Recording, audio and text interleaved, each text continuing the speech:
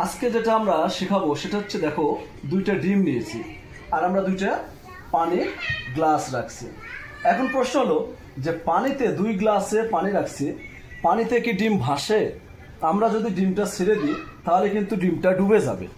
কিন্তু আমরা মজার কেমিস্ট্রি দেখাবো যে আমরা কিভাবে একটা ডিম এখানে যদি পানির মধ্যে ডিমটা ছেড়ে দিই, তোমরা তাকে দেখো ডুবে গেল, কিন্তু এইখানে যদি আমি দিয়ে দিই, দেখো তোমরা ডুবে গিয়ে কিন্তু ডিম আবার ভেসে উঠলো। তোমরা কি অবজারভেশন করতে পারছো যে এই ডিমটা কিন্তু ডুবে গেছে? দেখো ভালোভাবে, ডিমটা কিন্তু ডুবে গেছে, আর এই ডিমটা তোমরা দেখো, এই ডিমটা কিন্তু ভেসে আছে। ওকে, এবার প্রশ্ন হলো যে তোমরা হয়তো ভাবতে পারো যে এই ডিমের মধ্যে কোনো রহস্য আছে, কিন্তু না, এই রহস্যটাই হলো আমাদের কেমিস্ট্রি।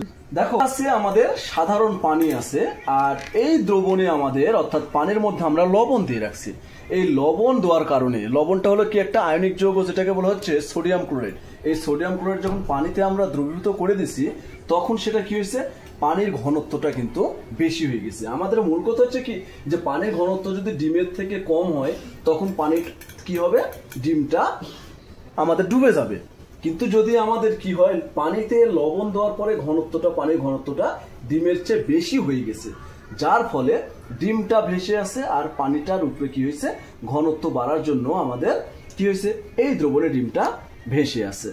এই ছিল আমাদের আজকে মজার কেমিস্ট্রি। এটা কিন্তু একটা বিজ্ঞানী আর্কিমিডিসের প্রিন্সিপাল। হ্যাঁ, আর ডিমটা সম্পর্কে সবার ধারণা আছে, ডিম হলো একটা পারফেক্ট ফুড, কারণ ডিম হলো প্রোটিন, লিপিড, ভিটামিন এবং খনিজের সোর্স।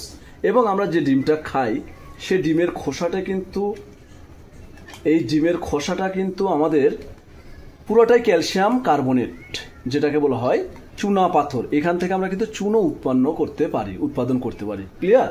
তো যাই হোক, ডিম সম্পর্কে আমরা বললাম, এখানে আসলে লবণ দিয়ে পানির ঘনত্বটার পরিবর্তন করা যায়, যার কারণে একটাতে ডিম ডুবে গেছে আর একটাতে ডিম ভেসে আছে। ক্লিয়ার?